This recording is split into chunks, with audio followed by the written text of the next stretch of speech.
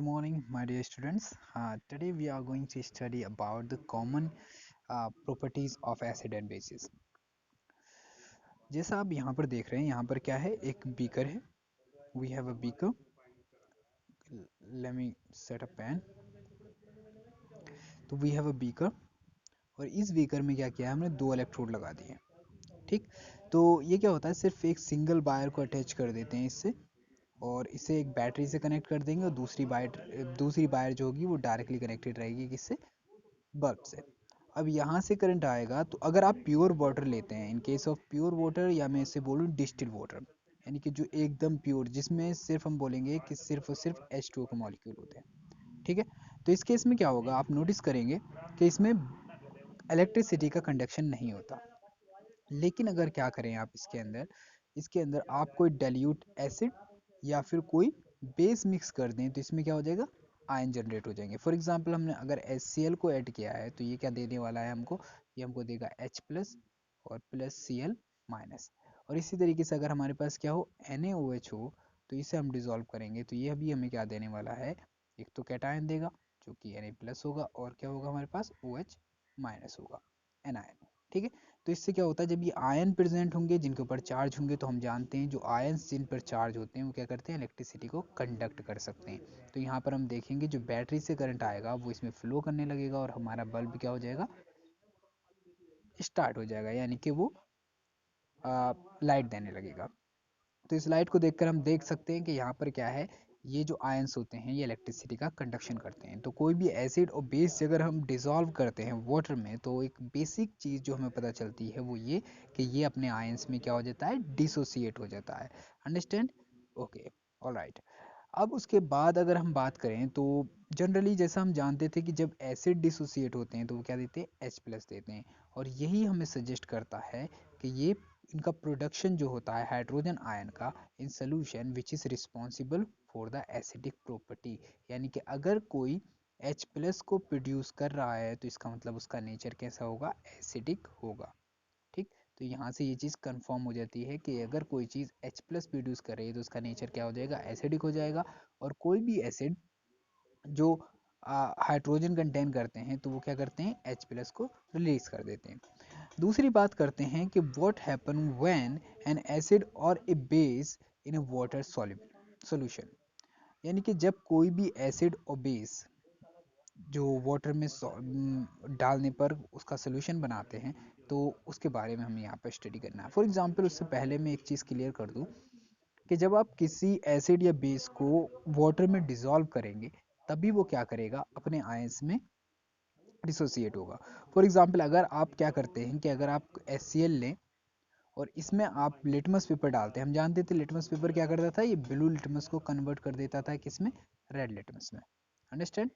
तो कोई भी एसिड जो होता है वो ब्लू लिटमस को कन्वर्ट कर देता है रेड लिटमस में. ऐसे ही हम बात करते हैं अगर बेस की, तो बेस क्या करते हैं, वो रेड लिटमस को कन्वर्ट कर देते हैं किसमें, ब्लू लिटमस में. ठीक है. हमने पढ़ा था B B B, B for base, B for bitter, B for blue. ठीक. तो ये ब्लू लिटमस रेड लिटमस से कन्वर्ट हो जाएगा तो हम बोलेंगे कि ये क्या है, बेस है. अंडरस्टैंड. बहुत अच्छे. अब इसके आगे अगर हम चलते हैं, इस एक्सपेरिमेंट को कंफर्म करने के लिए आपको क्या करना है, आपको सिर्फ एक थोड़ा सा काम करना है कि आपको सोडियम क्लोराइड लेना है. ठीक है. जो लैब में अवेलेबल होता है. और क्या लेंगे हम लेंगे कॉन्सेंट्रेटेड H2SO4, यानी कि कॉन्सेंट्रेटेड H2SO4. और कॉन्सेंट्रेटेड का मतलब हम समझेंगे आगे. Concentrated, let me explain it. जब वाटर की अमाउंट मिनिमम होती है किसी चीज़ में, मिनिमम मतलब बहुत ज़्यादा कम होती है, तब हम उसे कहते हैं कि ये क्या है, कंसनट्रेटेड है. ठीक. और अगर किसी चीज़ में वाटर की अमाउंट, या फॉर एग्जांपल अगर किसी सब्सटेंस के अंदर वाटर की अमाउंट बहुत ज़्यादा है तो हम उसे बोलेंगे कि ये सब्सटेंस जो है ये डाइल्यूटेड है. ओके. अगर वो उसमें सॉल्युबल है तो. ठीक. तो हमने फ्लास्क में लिया और हमने क्या किया, इसमें NaOH के अंदर क्या डाल दिया है, H2SO4 डाल दिया है. और जो हमें पता था पहले से ही कैसा है, कॉन्सेंट्रेटेड है. अब जब आप H2SO4 डालेंगे तो यहाँ पर रिएक्शन होगी.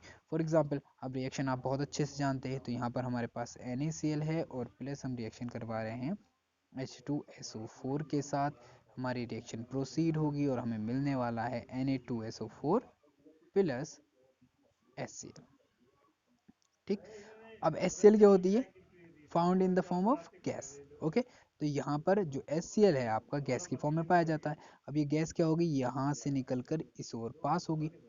ठीक है, अगर आप क्या करते हैं, इसके सामने एक ड्राई लिटमस पेपर लेकर आए, लिटमस पेपर लेकर आते हैं, तो इसका कलर पर कोई भी इफेक्ट नहीं पड़ने वाला है।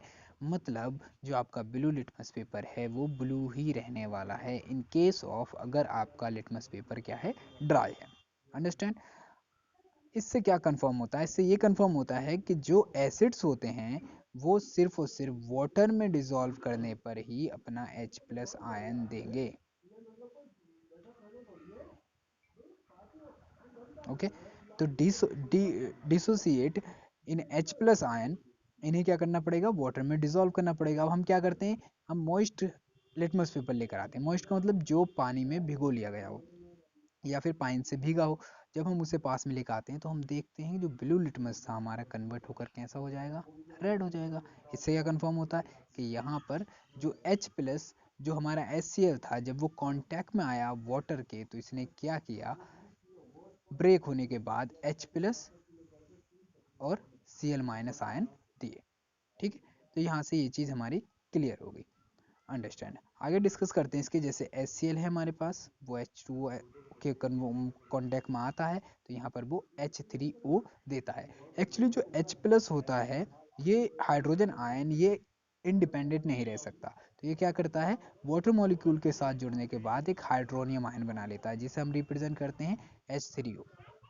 ठीक, तो जहाँ पर अगर कहीं पर बात हो H+ की या फिर H3O+ की, तो इसका मतलब ये सिमिलर चीज़ की ही बात कर रहे हैं, इसमें नो डिफरेंस है। ठीक है, कोई डिफरेंस नहीं है। और Cl- अलग निकल जाएगा, तो ये एग्जिस्ट करता है किसमें, कंबाइंड फॉर्म लाइक H3O+ की फॉर्म में। ठीक है, तो ये कोई डिफरेंस चीज़ नहीं है। यहाँ पर ये H+ आएगा जो वाटर मॉलिक्यूल के साथ जुड़ेगा और क्या बना लेगा, H3O+ बना लेगा।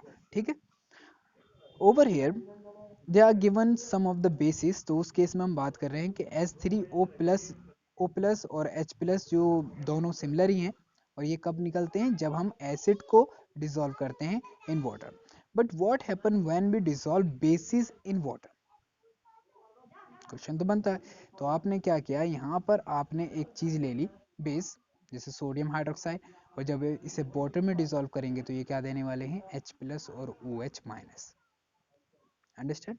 यहाँ पर क्या निकलेगा, OH-, जो इसका नेचर है बेसिक नेचर, यानी कि जहाँ पर OH- निकलता है वो चीज़ें शो करती हैं बेसिक नेचर। ऐसे पोटेशियम हाइड्रोक्साइड लेंगे तो ये देगा K+ और OH-। और इस तरीके से मैग्नीशियम हाइड्रोक्साइड लेंगे, जिसे हम मिल्क ऑफ मैग्नीशिया भी कहते हैं, और इसका यूज़ किया जाता है एज अ एंटासिड। ठीक है, जब पेट में ज़्यादा एसिडिटी हो जाती है तो उसे नलीफाई करने के लिए हम एंटासिड बेकिंग पाउडर और एंटासिड यानी कि मिल्क ऑफ मैग्नीशिया का यूज़ करते हैं। ठीक है, तो ये भी क्या देगा, Mg2+ और OH- ion. Keep this thing, let me show. Okay, it's error. Okay, OH- देने वाला है। तो यहाँ पर हमें पता चलता है कि जो बेसिस हैं वो जनरेट करते हैं क्या, हाइड्रोक्साइड आयन जनरेट करते हैं इन वाटर। और जो बेसिस डिजॉल्व यानी कि सॉल्युबल हैं वाटर के अंदर, उन्हें हम बोलते हैं एल्कलाइज। और सारे के सारे बेस वाटर में सॉल्युबल नहीं होते। अंडरस्टैंड? तो यहाँ पर जो भी बेस सॉल्युबल होंगे उन्हें बोलेंगे हम एल्कलाइज। तो इसे हम ऐसे समझ सकते हैं, फॉर एग्जांपल कि यहाँ पर बेसिस जो होते हैं टू टाइप के होते हैं। अगर on the basis of water solubility के देखें हम, वाटर सॉल्युबिलिटी बिलिटी, ठीक, तो यहाँ पर जो सॉल्युबल होंगे उन्हें बोलेंगे एल्कलाइन, और जो नहीं सॉल्युबल होंगे उन्हें बोलेंगे सिर्फ और सिर्फ बेस। अंडरस्टैंड? यानी कि एनीथिंग, हम एक डेफिनेशन बड़ी कॉमन सी बन जाती है इसके लिए कि कोई भी जो एल्कलाई होता है वो बेस होता है, लेकिन सारे बेस एल्कलाई नहीं होते। ठीक है, तो बड़ी कॉमन सी चीज़ है ये। ओके, अब बात करते हैं कि बेसिस के बारे में। तो यहाँ पर हमने पता चल चुका है हमें कि जो डिज़ोल्व नहीं होते हैं वो क्या कहलाते हैं, और सबके बेस होते हैं। लेकिन जो डिज़ोल्व हो जाते हैं उन्हें हम एल्कलाई बेस बोलते हैं। ठीक है, और इनका जब आप इन्हें टच करेंगे तो ये सोपी सोपी यानी कि फिसलने वाले लगेंगे। टेस्ट इनका बिटर होता है, बहुत अच्छे जानते हैं, और ये भी एसिड की तरह क्रोसिव होंगे, सीधी सी बात है। ठीक है, और अगर आप इन्हें टेस्ट कर मतलब जैसे नॉर्मली आप कभी भी ये कोशिश ना करें कि आप इन्हें टेस्ट करने की कोशिश करें टू नो के कितने बिटर हैं, ठीक है, क्योंकि ये क्या होते हैं, ये हार्मफुल होते हैं, नुकसान पहुंचा सकते हैं और पहुंचा देते हैं। अब बात करते हैं, now as we identify that all the acid generate H plus ion, okay, तो बेसिस जनरेट क्या करेंगे, OH माइनस करेंगे, तो we can view the neutralization reaction. तो इस केस में क्या होगा, न्यूट्रलाइजेशन रिएक्शन टेक्स प्लेस करेगी, यानी कि अगर एक एसिड बेस के साथ रिएक्ट करे तो सॉल्ट बनता है और वाटर बनता है, यही क्या होती है, न्यूट्रलाइजेशन रिएक्शन होती है। वेरी कॉमन रिएक्शन, हम बहुत अच्छे से जान चुके हैं। जब कोई एसिड बेस से रिएक्ट करेगा तो क्या कर बना लेगा, वो सॉल्ट बना लेगा और वाटर बनाएगा। अब यहाँ पर हम क्या देखते हैं, हमारे पास एक कोई एसिड है HX, और यहाँ पर एक बेस है जिसके पास OH माइनस है और यहाँ पर H प्लस है। जब ये आपस में रिएक्शन करेंगे तो क्या बना लेंगे, वाटर मॉलिक्यूल और सॉल्ट, ठीक। फॉर एग्जाम्पल जहाँ पे H प्लस था वो रिएक्ट करता है OH माइनस से और ये बना लेता है H2O, और H2O कॉमनली डिसोसिएट नहीं होता है, यानी कि जनरली ये डिसोसिएट नहीं होता है। जब टेम्परेचर मीडियम हो यानी कि टेम्परेचर नॉर्मल हो तो उस केस में ये डिसोसिएट नहीं होता है, ठीक। ओके, एक बेसिक चीज़ तुम्हें याद रखनी है बहुत अच्छे से, जब भी हम कोई भी एसिड या बेस को हम डिज़ोल्व करते हैं वाटर के अंदर तो ये एक एक्सोथर्मिक प्रोसेस होती है। हमने बहुत अच्छे से स्टडी की थी ये पहले चैप्टर में, जिसमें हमने देखा था कि जब कोई भी एसिड और बेस को हम वाटर में डिज़ोल्व करेंगे तो ये हाईली एक्सोथर्मिक रिएक्शन होगा। मतलब इसके अंदर क्या होगा कि बहुत तेज़ी से क्या होती है, लोकल हीट जनरेट होती है, ठीक। जो इतनी ज़्यादा जनरेट होती है कि अगर आप ध्यान ना दें इस पर या फिर आप पूरे केयरफुल होकर इस प्रोसेस को डाइल्यूशन को ना करें, यानी कि उसमें वाटर ऐड, जो आप एसिड ऐड कर रहे हैं वाटर के अंदर, तो अगर आप उसे केयरफुली अगर ऐड ना करें तो वो आपके लिए नुकसानदेह भी हो सकती है। फॉर एग्जांपल अगर आप कॉन्सेंट्रेट नाइट्रिक एसिड और सल्फ्यूरिक एसिड को मिक्स कर रहे हैं तो आपको बहुत ज़्यादा केयरफुल होना पड़ेगा। और इसमें क्या है, ड्रॉप वाइज उसे ऐड करते हैं और लगातार उसकी स्टेयरिंग करते रहते हैं, यानी कि जो ग्लास रोड होती है उससे उस सोल्यूशन को क्या करते हैं, हिलाते रहते हैं, ठीक, लगातार हिलाते रहते हैं जिससे कि जो एसिड है वो आसानी से घुलता रहे, ठीक है, डिजोल्व होता रहे। The heat generated may cause the mixture to splash out, यानी कि वो एकदम से जैसे बहुत तेज़ी से पानी उछलता है और ये क्या कर सकता है, ये बहुत आसानी से बर्न कर सकता है, यानी कि जो पानी होगा बहुत गर्म होगा, एसिड के साथ होगा तो ये बर्न कर देगा। सम टाइम क्या होता है, अगर आप ज़्यादा एसिड इसमें ऐड कर दें तो ये क्या करेगा, जो आपने वेसल या ग्लास वगैरह यूज़ किया है ये उसे ब्रेक कर देगा बहुत अच्छे से, ठीक है। तो अक्सर क्या होगा कि आपने देखा होगा एसिड वगैरह की बोतल्स पर कुछ इस तरीके का साइन लगा होता है, यूँ, ठीक। Let me show you clearly कि ये कैसा दिखता है। ये कुछ ऐसा दिखता है, यानी कि जो केमिकल्स की पोर्टल्स पे होगा या फिर ड्रम्स पे होगा तो ये कुछ ऐसा साइन होता है। इसका मतलब होता है डेंजरस, हजार्डियस, यानी कि ये आपको बहुत ज़्यादा नुकसान पहुंचा सकता है, तो be careful in case of that, ठीक है। अब बात करते हैं हम डाइल्यूशन की। एक्चुअली डाइल्यूशन होता क्या है, डाइल्यूशन का मतलब होता है, डाइल्यूट का मतलब होता है कि किसी चीज़ में ज़्यादा से ज़्यादा पानी या वाटर मिक्स हो तो उस केस को हम बोलते हैं कि ये क्या है, ज़्यादा डाइल्यूटेड है, ठीक है।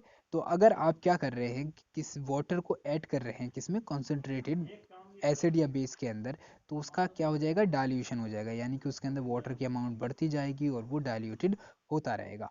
और जब कोई भी चीज़ डाइल्यूटेड होती है तो उसमें क्या होता है, कंसंट्रेशन ऑफ H3O प्लस और OH माइनस क्या हो जाएगी, डिक्रीज होती जाएगी, ठीक है। तो कंसंट्रेशन इनकी डिक्रीज होती जाएगी जैसे आप उसके वॉल्यूम में वाटर को ऐड करते जाएंगे, ठीक है, अंडरस्टैंड। अच्छा, कुछ क्वेश्चंस हैं जो मैं पूछना चाहता हूँ बहुत अच्छे से आपसे, आई सेटेड दैम। क्वेश्चन है पहला कि वाई डू HCl और HNO3 etcetera show acidic characters in aqueous solution, यानी कि ये एक्वस सोल्यूशन में ही क्यों एसिडिक करेक्टर दिखाते हैं, while solution of compounds like alcohol and the glucose do not show acidic characters, यानी कि सिर्फ और सिर्फ HCl और जो हमारे पास नाइट्रिक एसिड होता है HCl और दूसरा दिया है इन्होंने HNO3, जब आप वाटर में डिज़ोल्व करेंगे तो ये क्या दिखाएंगे, एसिडिक करेक्टर दिखाएंगे। बट ये बात कर रहे हैं अल्कोहल की, अल्कोहल में क्या होता है, OH होता है इस तरीके से, ठीक। और दूसरा होता है इन्होंने दिया ग्लूकोज, ग्लूकोज में भी क्या होता है C6 H12O6 होता है। ठीक, तो इसमें भी क्या होता है, इसी तरीके से OH ही लगा रहता है। ठीक, सेम टू सेम, क्लियरली। तो यहाँ पर क्या है कि हमने देखा कि ये जो है इसमें भी H है, इसमें भी H है और इसके पास भी H है, लेकिन ये बोल रहे हैं कि सिर्फ ऐसा क्यों है कि HCl और HNO3 जो हैं ये एसिडिक करेक्टर दिखाते हैं बट ये नहीं दिखाते। इसका रीज़न क्या है? एक्चुअली रीज़न बड़ा सिंपल है कि जब आप इन्हें डिज़ोल्व करेंगे वाटर के अंदर, ठीक है, जब आप इन्हें वाटर के अंदर मिक्स करेंगे तो ये अपने आयंस में डिसोशिएट हो जाएंगे, यानी कि अगर आप HCl करेंगे तो ये H प्लस देगा और Cl माइनस देगा। Same thing applied with HNO3, ये भी क्या करता है, जब आप इसे डिसॉल्व करते हो तो ये क्या देता है, H plus plus NO3 minus. ठीक, और ये H प्लस जो है वाटर मॉलिक्यूल से रिएक्शन करेगा और क्या बना लेगा, ये हाइड्रोनियम आयन बना लेगा। क्लियर है ये बात। लेकिन इन केस ऑफ ग्लूकोज और अल्कोहल क्या होता है, ये वाटर में डिसॉल्व तो होते हैं लेकिन ये डिसोसिएट नहीं होते, यानी कि ये अपने आयंस में ब्रेक नहीं होते हैं। अंडरस्टैंड? इस वजह से क्या होता है, ये एसिडिक करेक्टर शो नहीं करेंगे, क्योंकि अगर कोई चीज़ H प्लस आयन नहीं दे रहा है तो इसका मतलब वो एसिडिक करेक्टर शो भी नहीं कर पाएगा। I think it is very clear. हाँ, बात करते हैं why does an aqueous solution of N acid conduct electricity, यानी कि क्या रीज़न है कि कोई एक्वस सोल्यूशन जो एसिड का होगा वो इलेक्ट्रिसिटी को कंडक्ट कर सकता है। तो हम बहुत अच्छे से जानते थे कि एसिड्स क्या हो जाते हैं, डिसोसिएट हो जाते हैं, और जब वो डिसोसिएट होंगे तो वो क्या फॉर्म कर लेंगे, वो आयन फॉर्म कर लेंगे, और जो आयन होते हैं वो क्या होते हैं, रिस्पॉन्सिबल होते हैं किसके लिए, इलेक्ट्रिसिटी के कंडक्शन के लिए। यानी कि जो इलेक्ट्रिसिटी कंडक्ट हो रही है वो रिस्पॉन्सिबल किसकी वजह से, किस रीज़न से हो रही है, वो आयंस की प्रेजेंस की वजह से हो रही है, क्योंकि अगर वहाँ पर आयन प्रेजेंस हैं तो इलेक्ट्रिसिटी का कंडक्शन क्या हो जाता है, आसान हो जाता है। ठीक, अदरवाइज अगर कोई चीज़ न्यूट्रल है उसके अंदर आप क्या इलेक्ट्रिसिटी का कंडक्शन करने की कोशिश करेंगे तो it is normally not possible. ठीक है, why does dry HCl gas not change the colour of the dry litmus paper. Okay, हमने पीछे डिस्कस किया था जब हमने क्या किया था, NaOH की रिएक्शन करवाई थी किसके साथ, कॉन्सनट्रेट H2SO4 के साथ। तो हमारी रिएक्शन करवाने पर हमें क्या मिला था, यहाँ पर हमारे पास Na2SO4 मिला था और क्या मिला था, HCl मिला था।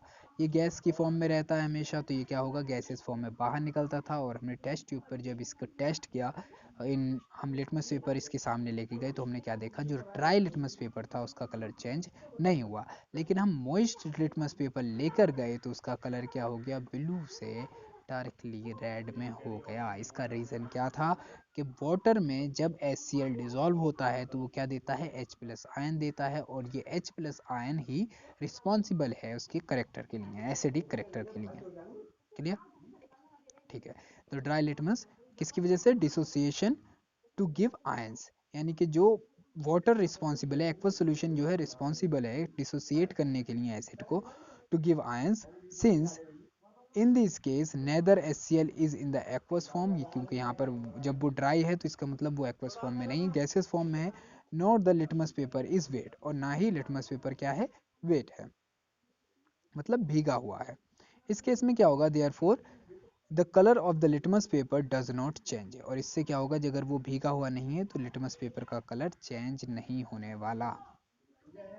यही रीज़न है। ठीक, वेरी सिंपल रीज़न है। ज़्यादा से ज़्यादा ट्राई करो कि तुम अपनी अंडरस्टैंडिंग लेवल बढ़ाओ, रीजनिंग लेवल बढ़ाओ और लॉजिकल सोचो। ठीक, तो अगर लॉजिक बेसिस पर आप आंसर देने की कोशिश करोगे तो मुझे नहीं लगता कि आपको कोई प्रॉब्लम होने वाली है। ठीक है, अच्छा, द नेक्स्ट स्लाइड की अगर हम बात करें तो while diluting an acid, why is it recommended that the acid should be added, यानी कि क्या रीज़न है कि हमें हमेशा रिकमेंड किया जाता है लैब में कि जब आप क्या कर रहे हैं, डाइल्यूट कर रहे हैं एसिड को, तो हमेशा वाटर के अंदर आप एसिड को ही ऐड करें। इसका रीज़न क्या है? ठीक, तो कोई तो रीज़न होगा। वेरी सिंपल, रीज़न बहुत अच्छा है कि हम जानते हैं जब हम डिज़ोल्व करते हैं एसिड को तो ये क्या है, एक एक्सोथर्मिक प्रोसेस है। ठीक है, तो ये रिकमेंड किया जाता है कि आप वाटर में ही क्या करो, एसिड को ऐड करो।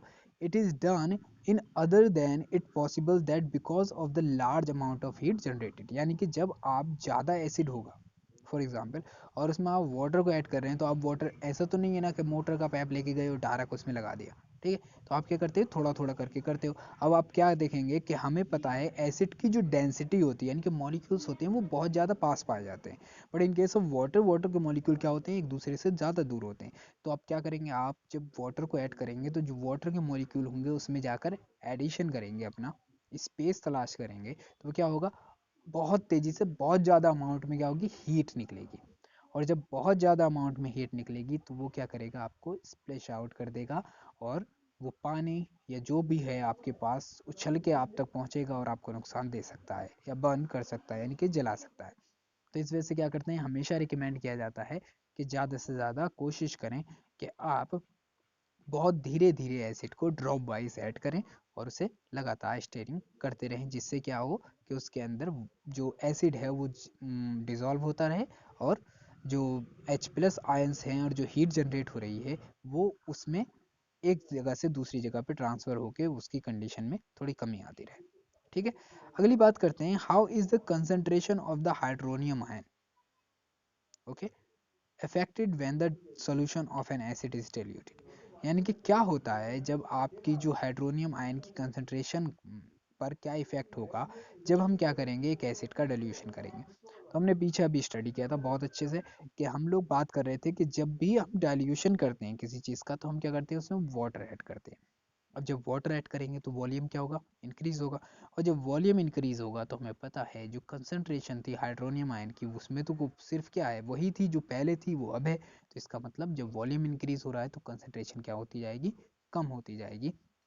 तो पर यूनिट वॉल्यूम जैसे डिक्रीज जो कंसंट्रेशन ऑफ हाइड्रोनियम आयन की है वो पर वॉल्यूम यूनिट वॉल्यूम से क्या हो जाएगी, डिक्रीज हो जाएगी। It means the strength of the acidity और the acidic property will decrease definitely. ठीक, जैसे हाइड्रोनियम आयन की कंसंट्रेशन डिक्रीज होगी वैसे ही उसकी जो एसिडिक स्ट्रेंथ होगी वो भी क्या हो जाएगी, डिक्रीज हो जाएगी। अच्छा, नेक्स्ट क्वेश्चन में बात करते हैं, ये 6th क्वेश्चन है। यहाँ पे कहता है कंसंट्रेशन ऑफ हाइड्रोक्साइड आयन, यानी कि जो आपके OH- आयन है वुड इंक्रीज। यानी कि यहाँ पर क्या है, आपके पास कोई सोल्यूशन है, ये कह रहे हैं, यहाँ पे क्वेश्चन स्टार्ट होता है 63 लाख का। इसमें अगर आप क्या करें, कोई भी बेस ऐड करते जाएं, ठीक, तो इससे क्या होगा, कंसंट्रेशन ऑफ OH- आयन पर क्या इफेक्ट होने वाला है। ठीक, तो फॉर एग्जांपल जैसा हम जानते हैं, अगर हम कोई भी बेस लेते हैं और अगर हम उसे वाटर में डिसॉल्व करते हैं तो वो क्या देता है, OH- देता है। ठीक, तो इसका मतलब अगर हम इसमें बेस ऐड कर रहे हैं तो कंसंट्रेशन ऑफ OH- क्या होगी, इंक्रीज होगी, ऑफ कोर्स इंक्रीज होगी। ठीक, कंसंट्रेशन ऑफ OH- इंक्रीज होगी, इससे क्या होगा, पीएच भी इंक्रीज होगा। पीएच हम स्टडी करेंगे नेक्स्ट स्लाइड में। Okay, how strong are acid और बेस सॉल्यूशंस। कौन सी चीज़ है जो इस चीज़ को डिफाइन करेगी कि कौन सा एसिड स्ट्रॉन्ग है और कौन सा बेस स्ट्रॉन्ग है। ठीक, इस चीज़ को जज करने के लिए, इस चीज़ को मेज़र करने के लिए एक यूनिवर्सल इंडिकेटर का यूज़ किया जाता है। ठीक, यूनिवर्सल इंडिकेटर क्या है, एक पेपर होता है लिटमस पेपर की तरह, लेकिन इसे बनाने के लिए बहुत सारी सेवरल इंडिकेटर्स को मिक्स कर दिया जाता है, यानी कि एक मिक्सचर बना लिया जाता है और उसे ऐड कर दिया जाता है, जो क्या होती है डिफरेंट पीएच पर, यानी कि जो इसकी स्ट्रेंथ होगी डिफरेंट स्ट्रेंथ पर क्या होता है, डिफरेंट कलर शो करते हैं। यानी कि किसी चीज़ में कितनी हाइड्रोजन आयन की कंसंट्रेशन है, इस चीज़ पर on the basis of that ये लिटमस पेपर जो होता है एक डिफरेंट कलर शो करता है, और इसी की बेसिस पे पता कर लिया जाता है कि इसका कलर क्या है, जिस कलर के साथ मैच कर रहा है तो उसकी पीएच क्या होगी, वही रहेगी। ठीक है। अब जो पीएच स्केल होता है, ठीक, इसे डेवलप किया गया, और ये पीएच जो होता है P4 होता है प्रोंटेज, जिसका मतलब होता है पावर, और ये एक जर्मन वर्ड है, याद रखना। और इसके बाद जो H होता है वो डिफाइन करता है कंसंट्रेशन ऑफ H+। ठीक, जो H+ है तो वो डिफाइन करता है कंसंट्रेशन ऑफ H+। ये स्टार्ट होता है 0 से और एंड होता है 14 पर। ठीक, तो जो सबसे ज़्यादा एसिडिक होगा उसकी जो पीएच होगा वो 0 होगा, और जो सबसे ज़्यादा एल्कलाइन यानी कि बेसिक होगा उसका पीएच क्या हो जाएगा, 14 हो जाएगा। should be thought of simply as a number which indicates the acidic or basic nature of the solution। यानी कि ये क्या करते हैं, सिर्फ नंबर्स के बारे में बताते हैं कि भाई ये कितना एसिडिक है और कितना बेसिक है। अगर higher the hydronium ion concentration then lower is the pH value. यानी कि अगर हाइड्रोनियम आयन कौन सा था हमारे पास, हाइड्रोनियम आयन था हमारे पास H3O प्लस, ठीक, जो H2O प्लस और प्लस H प्लस के जुड़ने से बनता था। तो अगर इसकी कंसंट्रेशन हायर है, बहुत ज़्यादा हायर है, तो इसका जो pH होगा वो क्या हो जाएगा, लोअर हो जाएगा। और जब हम ज़ीरो से बात करते हैं, ज़ीरो से बात करते हैं कि यहाँ पर हमारे पास 0 जो बहुत ज़्यादा एसिडिक है और 14 जो बहुत ज़्यादा बेसिक है, तो इसके बीच में एक मिडल नंबर आता है 7 जो बात करता है न्यूट्रल। यानी कि जहाँ पर हम बात करें कि बेसिक नेचर, अगर आप इस साइड में जाते हैं अपने राइट हैंड साइड में तो बेसिक नेचर इंक्रीज होगा, और अगर लेफ्ट हैंड साइड में जाते हैं तो एसिडिक नेचर इंक्रीज होगा। तो इन केसेस में जो एक नोटिस करने वाली चीज़ है वो ये कि जो 7 नंबर है ये क्या होता है, न्यूट्रल होता है। यानी कि वाटर का पीएच जो होता है वो कैसा होता है, 7 होता है, ठीक। तो पीएच स्केल में, pH scale represent the acidic solution as the pH value increases from 7 to 14। आप क्या देखेंगे कि यहाँ पर क्या होगा, OH की कंसंट्रेशन इंक्रीज होने लगेगी, तो ये सोल्यूशन कैसे हो जाएगा, बेसिक हो जाएगा, और यहाँ पर स्ट्रेंथ ऑफ एल्कलाई भी क्या होगी, इंक्रीज हो जाएगी, ठीक है। तो हमने एक चीज़ समझ ली यहाँ पर बहुत बढ़िया से, कि जब हम क्या देखेंगे कि हमारे पास pH 0, 7, 14, अगर 7 से pH डिक्रीज होता है यानी कि पीछे आता है, पावर ऑफ हाइड्रोजन कम होती है, तो हम बोलते हैं कि ये शो करने वाला है एसिडिक करेक्टर। और अगर हम इस साइड जाते हैं यानी कि 7 से pH ज़्यादा होता है, तो हम बोलते हैं कि इसका करेक्टर कैसा होता जा रहा है, बेसिक होता जा रहा है, और जो सोल्यूशन है हमारे पास उसका नेचर क्या होता जा रहा है, बेसिक होता जा रहा है, ठीक है। अब बात करते हैं हम इसमें कलर्स कैसे आते हैं। तो अगर कोई चीज़ बहुत ज़्यादा रेड कलर दिखा रहा है कोई सब्सटेंस, तो इसका मतलब वो कैसा है, एसिडिक है, और इसकी स्ट्रेंथ क्या है, बहुत ज़्यादा है। फॉर एग्जांपल अगर हम बात करें गैस्ट्रिक जूस की, तो गैस्ट्रिक जूस का पीएच आता है यहाँ पर 1 या 1 से 2 के बीच। तो यहाँ पर क्या होता है, इसका कलर आता है थोड़ा ऑरेंज सा, ठीक, रेड ऑरेंज के बीच, ठीक। इसी तरीके से जब लेमन जूस की बात करेंगे तो वो 2 पर पहुँच जाएगा। ऐसे प्योर वाटर या ब्लड का जो पीएच होता है वो 7.4 के बराबर होता है। और मिल्क ऑफ मैग्नीशिया जो हम जानते हैं बेसिक होता है, तो उसका पीएच क्या हो जाएगा, 10 हो जाएगा। और सोडियम हाइड्रोक्साइड जो बहुत स्ट्रॉन्ग बेस है, तो उसका पीएच क्या होगा, 14 हो जाएगा, ठीक। तो जब हम इस साइड से इस साइड जाएंगे तो इस साइड में क्या होगा, एसिडिक नेचर इंक्रीज होता है, और इस साइड में क्या होता है, बेसिक नेचर इंक्रीज होता है। जब हम इधर जाते हैं तो H प्लस की कंसंट्रेशन डिक्रीज हो जाती है, और इधर जाते हैं तो H प्लस की कंसंट्रेशन क्या हो जाती है, इंक्रीज हो जाती है। अब कलर्स के बारे में समझ लें कि ये जो एसिडिक सोल्यूशन में कलर देता है वो रेड साइड वाले देता है, और जो बेसिक सोल्यूशन में कलर देता है ये कौन सी देगा, ब्लू साइड भी देगा या वॉयलेट कलर देगा, ठीक है। और वन थिंग, जब इंडिकेटर जैसे फॉर एग्जांपल अगर आप लिटमस पेपर को वाटर में डिजॉल्व, वाटर में मतलब डिप करेंगे तो उससे कोई भी कलर में चेंज नहीं होता। लेकिन यूनिवर्सल इंडिकेटर जो होता है उसे अगर हम वाटर में डिप करते हैं तो ये ग्रीन कलर देता है। तो ये वाटर में कौन सा कलर देगा, ग्रीन कलर देगा, यानी कि न्यूट्रल 7 पर ये ग्रीन कलर शो करता है, ठीक। यहाँ पर कुछ चीज़ें हैं जो जनरली हम अपने यूज़ में लेते हैं और हम उन चीज़ों के बारे में जानते हैं, और जिनके पीएच क्या क्या हो सकते हैं। तो इस साइड में एसिडिक करेक्टर इंक्रीज हो रहा है, इस साइड में बेसिक करेक्टर इंक्रीज हो रहा है। जैसे बैटरी का जो एसिड होता है जो बैटरीज में यूज़ होता है उसका पीएच बहुत ज़्यादा होता है। फिर लेमन जूस ये भी एक एसिड होता है, हम जानते हैं ये क्या है, सिट्रिक एसिड है। विनेगर ये हो गया एथेनोइक एसिड। ऑरेंज ये भी सिट्रिक एसिड होता है। टोमेटो के अंदर हम बहुत अच्छे से जानते हैं इसमें कौन सा एसिड होगा, ऑक्सैलिक एसिड होगा। फिर ब्लैक कॉफ़ी जो आती है, फिर मिल्क की बात करें तो इसमें भी लैक्टिक एसिड होता है। प्योर वाटर में कोई एसिड वैसिड बेस वगैरह कुछ नहीं होता। फिर बात करते हैं सी वाटर। हम बहुत अच्छे से जानते हैं सी वाटर जो होता है इसमें क्या होते हैं, जो फर्स्ट ग्रुप और सेकंड ग्रुप के एलिमेंट होते हैं वो डिजॉल्व फॉर्म में पाए जाते हैं। अब जो फर्स्ट ग्रुप और सेकंड ग्रुप जो है वो क्या शो करेक्टर शो करेंगे, बेसिक करेक्टर, यानी कि वो मेटल्स होती हैं तो वो बेसिक करेक्टर शो करते हैं। इस वजह से इसका नेचर क्या होगा, थोड़ा सा बेसिक होगा। बेकिंग सोडा बेसिक होगा, milk of magnesia basic, ammonium solution basic ही होता है ऑफ कोर्स। यहाँ पर बात करते हैं फिर सोपी वाटर, ये भी क्या होते हैं, बेसिक होते हैं, हम जानते हैं। ब्लीचिंग पाउडर बेसिक होते हैं। ओवन क्लीनर बेसिक, और लिक्विड ड्राई क्लीनर्स जो होते हैं जिनसे घर वगैरह में सफाई की जाती है वो भी क्या आते हैं, बेसिक ही आते हैं। अंडरस्टैंड। अब यहाँ पर कुछ चीज़ें जैसे फॉर एग्जांपल जो गैस्ट्रिक जूस होता है, गैस्ट्रिक जूस जानते हैं आप, जो हमारी बॉडी में डाइजेस्ट करने में हेल्प करता है फूड मटेरियल को।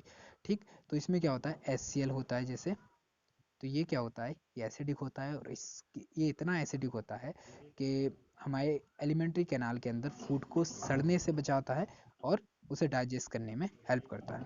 जो हमारा यूरिन होता है वो जनरली 4.8 से 8.4 के बीच में हो सकता है, यानी कि एसिडिक और बेस के बीच में ही होता है। ठीक है, और बात करते हैं हम हाउस होल्ड में जो क्लीनर के रूप में यूज़ होते हैं, वो चीज़ आप जानते हैं। ठीक, हाँ जी। अब द टॉपिक बचता है हमारा, हमारे अंदर हमारे पास है स्ट्रेंथ ऑफ एसिड और basis depends on number of H plus ions and OH minus ion, यानी कि ये डिपेंड करेंगे कि अगर कितने ज़्यादा H प्लस आयन है तो वो ज़्यादा से ज़्यादा एसिडिक होगा, और किसमें कितने ज़्यादा OH माइनस आयन है वो ज़्यादा से ज़्यादा क्या होगा, बेसिक होगा। जैसे तुम्हारे पास यहाँ पर हाइड्रोक्लोरिक एसिड है या फिर एसिडिक एसिड है, उसकी हम क्या ले लें, सेम कंसेंट्रेशन लेने से, तो आप कह सकते हैं फॉर एग्जांपल, अगर मैंने कहा कि आप क्या करते हैं, 1 ग्राम आप ले लें हाइड्रोक्लोरिक एसिड और 1 ग्राम ले लें आप एसिटिक एसिड, और इन दोनों को आप क्या कर दो, वाटर के अंदर डिसॉल्व कर दो। ठीक, और वाटर के अंदर डिसॉल्व करने के बाद आप इन दोनों के पीएच को क्या है, डिफरेंट तरीके से मतलब मीजर करो। फॉर एग्जांपल, आप जो आपने दोनों को अलग अलग डिसॉल्व किया है, तो आप देखेंगे जो पीएच HCl का होगा वो क्या होगा, मोर हायर होगा as compare to OH acetic acid. यानी कि यहाँ पर क्या होगा, जो पीएच होगा वो ज़्यादा एसिडिक होगा किसका, HCl के केस में, और लेस एसिडिक होगा किसके केस में, एसिटिक एसिड के केस में। ये चीज़ डिपेंड किस चीज़ पर करती है, एक्चुअली ये डिपेंड्स करती है किसी चीज़ की डिसॉल्विंग पावर पर। अगर कोई चीज़ कोई एसिड बहुत आसानी से डिसॉल्व हो जाता है और कंप्लीटली डिसोसिएट हो जाता है, तो हम उसे बोलते हैं कि ये जो एसिड है ये स्ट्रॉन्ग एसिड है। और अगर किसी एसिड को हम डिसॉल्व करते हैं और वो कंप्लीटली डिसॉल्व नहीं होता, कंप्लीटली मतलब उसके जो आयन, जो मॉलिक्यूल्स थे वो अपने आयंस में कंप्लीटली कन्वर्ट नहीं होते, तो हम उन्हें बोलते हैं वीक एसिड। तो यहाँ पर जो HCl है वो क्या है, एक स्ट्रॉन्ग एसिड है। और जो एसिटिक एसिड है, जो एसिडिक एसिड है वो कैसा है, वीक एसिड है। ठीक, क्योंकि ये वाटर में डिसॉल्व करने पर क्या होता है, कंप्लीटली अपने आयंस में डिसोसिएट नहीं होता। बट अगर हम बात करें HCl की, तो ये कंप्लीटली डिसोसिएट होता है।